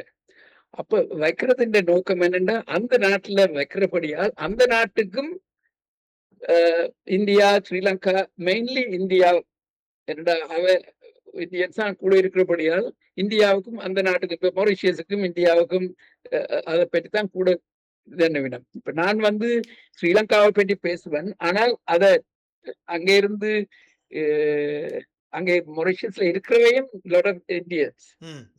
அங்க lot of Indians. I know the vice president of Mauritius. He's also an Indian. So அவைக்கு அப்ப ஸ்ரீலங்காவில் பெருசா செய்யறதுக்கு இல்ல. அதுக்குத்தான் இப்ப ஏதாவது ஒரு ப்ரொஜெக்ட் ஒன்றை டெவலப் பண்ணி செய்தால் தென் அதை வச்சுக்கொண்டு நாங்கள் இப்ப வெவ்வேறு ஈவன் மலேசியா, ஈவன் ஆஸ்திரேலியாவில இருந்தே நாங்கள் ஃபைனான்ஸுக்கு உதவி செய்யலாம். அதுக்கு தேவையான உருப்படியான வேலைகளை நாங்கள் செய்யலாம். அதாவது ஒரு ஒரு பிஸ்னஸ் பிளான் ஒன்று கிரியேட் பண்ணுறது, அது அப்படியான விஷயங்களில் இருந்து ஆரம்பிக்க வேண்டும். எல்லாவற்றையுமே முதலிலிருந்து ஒரு ஒரு என்ன சொல்றது, ஒரு அப்படியாக தான் எல்லாத்தையும் உருவாக்க வேண்டி செய்ய வேண்டும். அதான் சில இதுகள்ல இன்னும் எங்களுக்கு அந்த பக்குவம் இல்ல. நீங்கள் அடிக்கடி இலங்கை சென்று வருபவர்கள், வன்னியிலும் வடமாகாணத்திலும் சென்று வருபவர்கள், எந்த வியாபாரத்துறை அங்கு நாங்கள் எந்த வியாபாரத்துறைக்கு முதலிடுவது அங்கு சால சிறந்ததாக இருக்கும் என்று எண்ணுகிறீர்கள்? வடக்கில் எந்த வியாபாரத்தை நாங்கள் கொண்டு போய் மூலதனத்தை போட்டு தொடக்கலாம்? அதுக்கு மூலதனத்தை போட்டு துவக்கிறதுன்னா இப்ப காசுதான் முக்கியமான இல்ல. காசை விட ஏதாவது ஒரு முக்கியமான ஒரு தொழிலையோ அல்லது ஈவன் அக்ரிகல்ச்சர் ஏதாவது ஒரு ஏரியாவில என்ன செய்யலாம், செய்யறதால அங்க இருக்கிறவைக்கு என்ன நன்மை வரும், அந்த அவையால செய்யக்கூடியதாயும் இருக்க வேணும் இல்லையா? அவையத்தானே பாவிக்க வேணும். அவைக்கு அவையின் டெவலப்மெண்ட்டுக்கு தான் இதை செய்ய பழக்கிறோம். மறுபடியால் that's why I say there is somebody, some group, they should have come up with various ideas. ஒரு project there should be a few different places. ட்ரிங்கோவிலையோ அல்லது பெட்டிக்லோவிலையோ ஈவன் மன்னார், அப்படி ஒவ்வொரு இதுகள்லையும் ஒவ்வொரு இது செய்யலாம். அந்த இடத்துக்கு தேவையானது, மற்றது அந்த இடத்துல என்ன பொருட்கள் அதுகளை வச்சு ரோ மெட்டீரியல்ஸ் பாவிக்கலாம். ம். அல்லது அங்க இருந்து என்னத்தை டெவலப் பண்ணலாம் அதால என்று அதை பார்க்கணும். இப்ப என்னன்னா மற்றது அங்கேயும் அந்த பிரைசஸ் எல்லாம் இப்ப ஜனமான கூடிக்கொண்டு போயிருது. இப்ப ம். முந்தின மாதிரி இப்ப it's not a cheap place to do also. ம். இல்லை, அங்கு தொடர்ந்து வியாபாரம் சார்ந்த கூட்டங்களும் பல விடயங்கள் ஒழுங்கமைக்கப்பட்டு கொண்டிருக்கின்றன. பல நடந்து விட்டன, இன்னும் நடந்து கொண்டிருக்கின்றன. வியாபாரிகளை உள்ளிருப்பதற்காக அதற்கான வெளி நாடுகளிலும் வியாபார சங்கங்களின் கூட்டங்கள் ஒன்று கூடல்கள் நடந்து கொண்டிருக்கின்றன. நீங்கள் வியாபார சங்கத்தில் இருப்பதனாலும் வியாபாரம் சார்ந்த விடயங்களில் உங்கள் பரிச்சயம் இருப்பதனாலும் யாழ்ப்பாணத்தில் ஒரு வியாபாரத்தை செய்வதனால் உள்ள அனுகூலங்கள், அட்வான்டேஜ் ஃபார் த பிசினஸஸ், ஒரு பிசினஸ் செய்வதற்கான அட்வான்டேஜ் என்னன்னு உங்களால் சொல்ல முடியும்? இப்ப நான் ஒரு வியாபாரியாக அங்கு சென்று ஒரு வியாபாரத்தை செய்வதனால் எனக்குள்ள லாபம் என்ன? இது வந்து டூ வே டிராபிக் மாதிரி. இப்ப நாங்கள் வந்து ஓகே காசு எடுத்து போட்டு போய் அதை வச்சுக்கொண்டு என்ன செய்யலாம்னு யோசிக்கலாது. அங்க இருக்கிறத அங்க இருக்கிறவைக்கு என்ன தேவை, அல்லது அங்க இருக்கிறதால உற்பத்தி செய்து அதை எக்ஸ்போர்ட் பண்ணலாம், என்ன மாதிரி அதால எப்படி மற்றவைக்கு உதவி செய்யலாம். அதே நேரத்துல அங்க இருக்கிற வேலை வாய்ப்புக்கு முக்கியமா இடம் கொடுக்க வேணும். அதுக்கும் நாங்கள் என்ன மாதிரி ஹெல்ப் பண்ணலாம் என்ற யோசனையில இப்போ ஐ ஒன்ட் சே ஒரு இண்டஸ்ட்ரி என்று சொல்லலாது. பிகாஸ் இல்ல, not the industry. நான் ஒரு வியாபாரியாக இருந்தால் எனக்குள்ள லாபம் என்ன? நான் கொண்டு ஒரு 1 லட்சத்தையோ 2 லட்சத்தையோ போடுகிறேன் என்றால் எனக்கு அதால் உள்ள லாபங்கள் என்ன? அது வியாபாரியை பொறுத்தது. இப்ப நான் என்னத்துல என்ற எக்ஸ்பர்டீஸ் என்ன என்றல பார்க்கணும். நாங்கள் இப்ப காசை வச்சுக்கொண்டு அங்க என்னத்தை போட்டு செய்யலாம்னு அப்படி செய்யலாம். எக்ஸ்பர்டீஸ் நான் வந்து இப்ப சைல்ட் கேர் இல்ல எக்ஸ்பர்ட் என்றால் நான் அதை வச்சுக்கொண்டு அங்க என்ன செய்யலாம்னு தான் நான் யோசிக்கணும். அல்லது if you are an engineer and if you have done something with the okay அங்க டீசலினைசேஷன் மற்றது இப்ப நல்ல தண்ணீர் ஒரு பிரச்சனை அங்க எல்லாம் இருக்கும். நல்ல தண்ணீர் மன்னிக்க வேண்டும், அது வியாபாரம் சார்ந்ததில்ல, அது அரசாங்கம் செய்ய வேண்டிய பொது வேலை. நாங்கள் காசை கொடுத்துட்டு காசு எடுக்கலாது, வியாபாரிகளை அங்க வரை சொல்லி கேட்கலாது. இது கவர்மெண்ட் ஒரு ஒரு இங்கு மின்சாரம் இதழ் போன்றதில் அதை தனியார் மயமாக்கப்படாத மட்டும் அது அரசாங்கத்தால் முன்னெடுக்கப்பட வேண்டிய வெளிநாட்டு உதவிகளுடன் செய்யப்பட வேண்டிய பொது பணி. அது வியாபாரிகளுக்கு அதில் எந்த லாபமும் இராது நிச்சயமா. இப்ப இருக்கிற நிலைமையில அங்க what I see is people இப்ப மெயின்லி மொட்டேல்ஸ் அதோட சேர்ந்து சம்பந்தப்பட்ட ஹாஸ்பிட்டாலிட்டி இண்டஸ்ட்ரீஸ் அதுகள் தான் செய்யறேன். மற்றது இப்ப ஏஜ் கேர் இன்னொன்று மற்றது அங்க என்ன தேவை என்றுதான் பார்த்து தேவைக்குத்தான் செய்யவங்களே நாங்கள் சும்மா காசை கொண்டு போய் வச்சுக்கொண்டு இதை செய்யலாம் என்று அதை செய்து போட்டு என்ன செய்யறது என்று பிளான் இருக்க வேண்டும் இல்லையா? சோ ஆனபடியால் தான் சொல்றேன். இப்ப இதுகள் சில இதுகள் செய்ய முற்பட்ட வைக்கும் கஷ்டமா இருந்தது. அதே மாதிரி இன்னும் ஒரு பிசினஸ் இந்த கல்லை வெட்டி இந்த marble like kitchen tops, marble tops அதுகளும் அங்க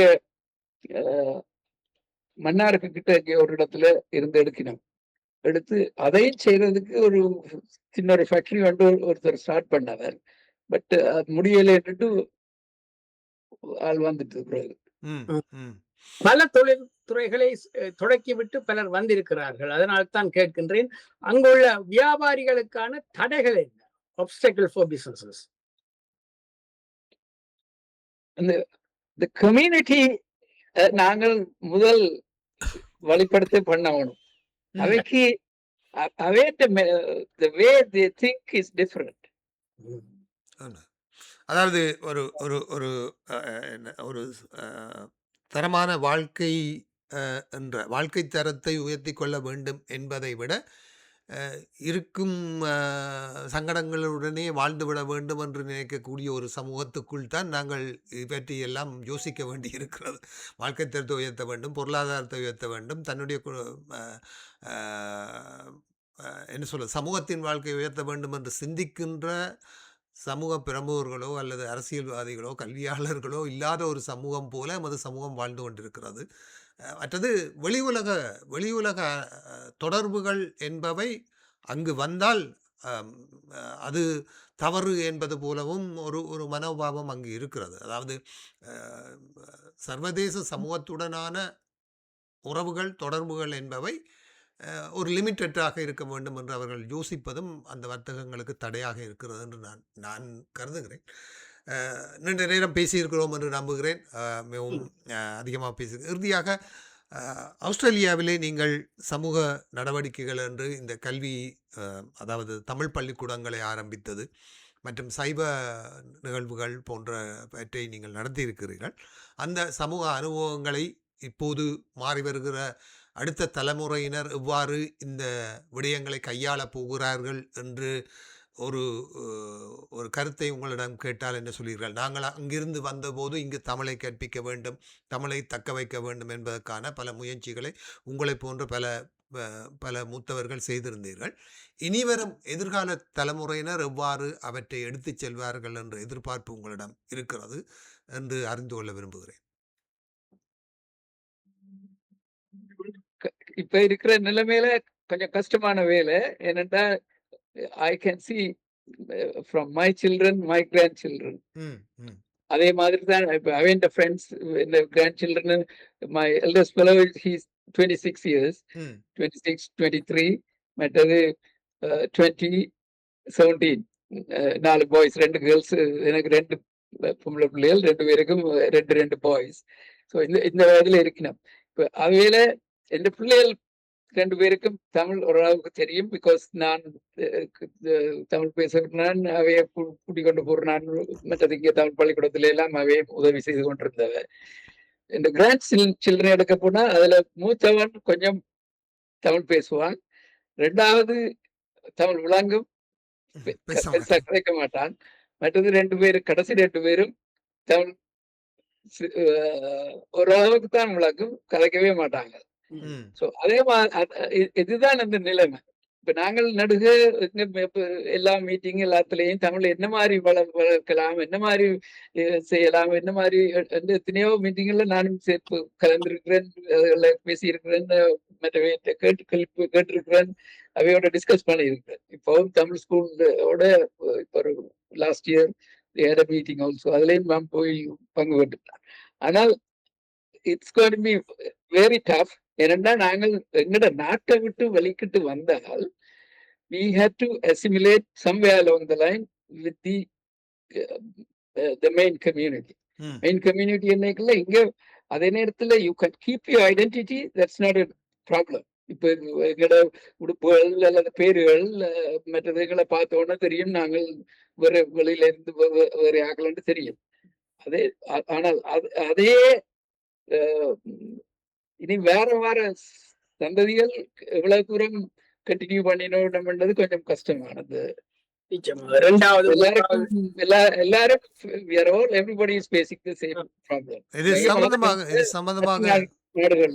இது சம்பந்தமாக அண்மையிலே நடந்த இந்த சென்சஸ் இதிலே ஒரு கருத்து கேட்டிருந்தார்கள். தமிழ் பேசுகிறீர்களா, தமிழ் கல்ச்சர் அல்லது உங்களுடைய என்ன என்ற சொல்ல விஷயங்கள் இப்போ பல பேசப்பட்டிருந்தது. அது தொடர்பாக தமிழ் சமூகத்தில் நிறைய வாத பிரதிவாதங்கள் இருந்தது. நாங்கள் ஸ்ரீலங்கன் தமிழ்ஸ் என்று போடுறதா, இந்தியன் தமிழ்ஸ் என்று போடுறதா அல்லது தமிழ்ஸ் என்று போடுறதா? உங்களுடைய அட்வைஸ் என்ன? நீங்கள் என்ன சொல்வீர்கள்? ஆஸ்திரேலியாவில் வாழக்கூடிய தமிழர்களுக்கு எப்படி நாங்கள்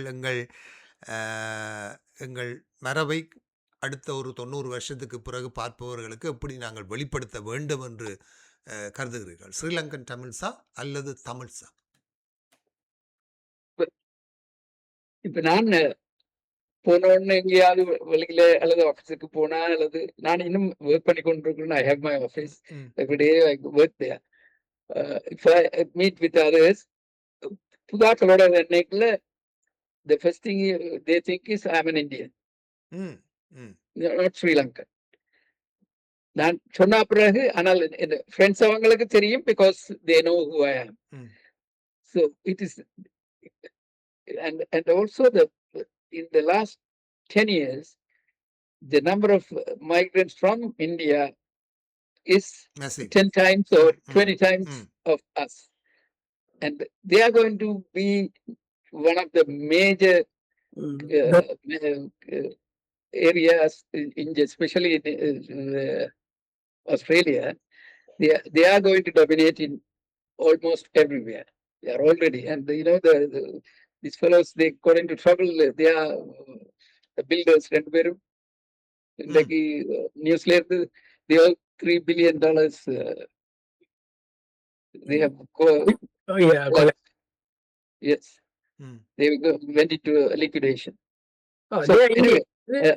as far as எங்களை பொறுத்தளவுல நாங்கள் ஐடென்டிட்டி என்றதை எங்களோட இதுல இருக்கிற எங்களோட உடம்புல இருக்கிற இதையும் எங்களை ஆக்களை பார்த்துட்டு ஆக்களுக்கு தெரியுமே ஒழிய அதை கூட இப்ப எல்லாரும் we are getting married to other nationalities. நாங்களும் இந்தியன்ஸை மேரி பண்றோம், ஆஸ்திரேலியன்ஸை மேரி பண்றோம், சைனீஸை மேரி பண்றோம். அப்படியெல்லாம் மேரிக்கல. இப்ப தமிழ் ஸ்கூல்ல இருக்கணும், ரெண்டு ஒரு ஆள் தமிழ், ஒன்று ஜப்பனீஸ், மற்றது இன்னொன்று கொரியன், அண்ட் மற்றது வெள்ளை, அப்படியெல்லாம் இருக்குதுகள். ஆனால் but you can see how the trend is going to be. Yeah. So we had to learn to accept it. And நாங்கள் I think what the census பொறுத்தளவுல it's silly to say whether it's Sri Lankan Tamil or Indian Tamil or whatever. ஆங்கில எழுதுறதால nothing is going to change. What difference it is going to make, I don't know. இல்லை, அதில் ஒரு முக்கியமான விடயம் என்னென்று சொன்னால், இங்கு தேர்தல் களத்தில் நிற்கும் அரசியல் கட்சிகள் சில முடிவுகளை எடுப்பார்கள். அதாவது இங்கு கணிசமான இந்துக்கள் இருந்தால் இந்து கோயில்களுக்கு வழங்கும் அவர்களுடைய நிதி கொடைகள் கணிசமாக இருக்கும். அதே போல தமிழ் அமைப்புகள் இங்கு இருக்கின்றன. பொது விழாக்களை பல நடத்துகிறார்கள். பெரிய அளவில் பொங்கல் விழா, தமிழர் திருவிழாக்கள் எல்லாம் நடக்கின்றது.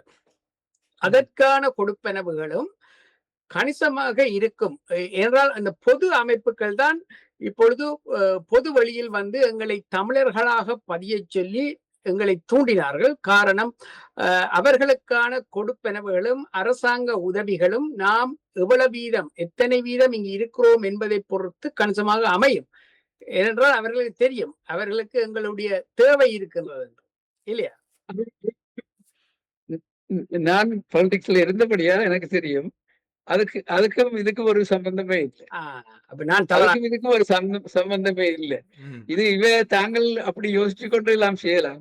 பொலிட்டிக்ஸ்ல இப்ப காசு வேணும் என்றால், if you go to the politician and give a proper presentation, you can get the money. நான் இங்க இருக்கேன், நான் பொலிட்டிக்ஸ்ல இருக்கேன் சொல்றேன். அப்ப ஓபன் தமிழ் சொசைட்டி என்று இருக்கீங்க.